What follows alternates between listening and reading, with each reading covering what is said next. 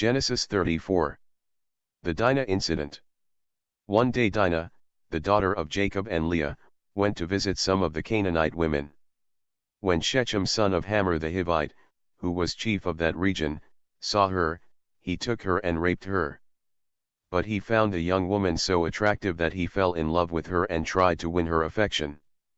He told his father, "I want you to get Dinah for me as my wife." Jacob learned that his daughter had been disgraced, but because his sons were out in the fields with his livestock, he did nothing until they came back. Shechem's father Hamor went out to talk with Jacob, just as Jacob's sons were coming in from the fields. When they heard about it, they were shocked and furious that Shechem had done such a thing and had insulted the people of Israel by raping Jacob's daughter. Hamor said to him, "My son Shechem has fallen in love with your daughter, please let him marry her.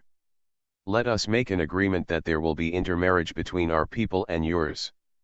Then you may stay here in our country with us, you may live anywhere you wish, trade freely, and own property." Then Shechem said to Dinah's father and brothers, "Do me this favor, and I will give you whatever you want. Tell me what presents you want, and set the payment for the bride as high as you wish, I will give you whatever you ask, if you will only let me marry her." Because Shechem had disgraced their sister Dinah, Jacob's sons answered Shechem and his father Hamor in a deceitful way. They said to him, "We cannot let our sister marry a man who is not circumcised, that would be a disgrace for us. We can agree only on the condition that you become like us by circumcising all your males. Then we will agree to intermarriage. We will settle among you and become one people with you. But if you will not accept our terms and be circumcised, we will take her and leave." These terms seemed fair to Hamor and his son Shechem. And the young man lost no time in doing what was suggested, because he was in love with Jacob's daughter. He was the most important member of his family. Hamor and his son Shechem went to the meeting place at the city gate and spoke to the people of the town. "These men are friendly, let them live in the land with us and travel freely. The land is large enough for them also. Let us marry their daughters and give them ours in marriage. But these men will agree to live among us and be one people with us only on the condition that we circumcise all our males, as they are circumcised. Won't all their livestock and everything else they own be ours?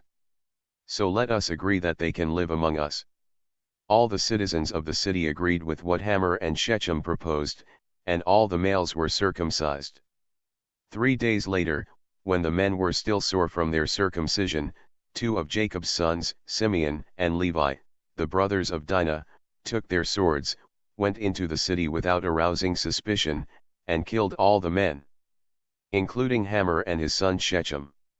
Then they took Dinah from Shechem's house and left. After the slaughter, Jacob's other sons looted the town to take revenge for their sister's disgrace. They took the flocks, the cattle, the donkeys, and everything else in the city and in the fields. They took everything of value, captured all the women and children, and carried off everything in the houses. Jacob said to Simeon and Levi, "You have gotten me into trouble, now the Canaanites, the Perizzites, and everybody else in the land will hate me. I do not have many men, if they all band together against me and attack me, our whole family will be destroyed."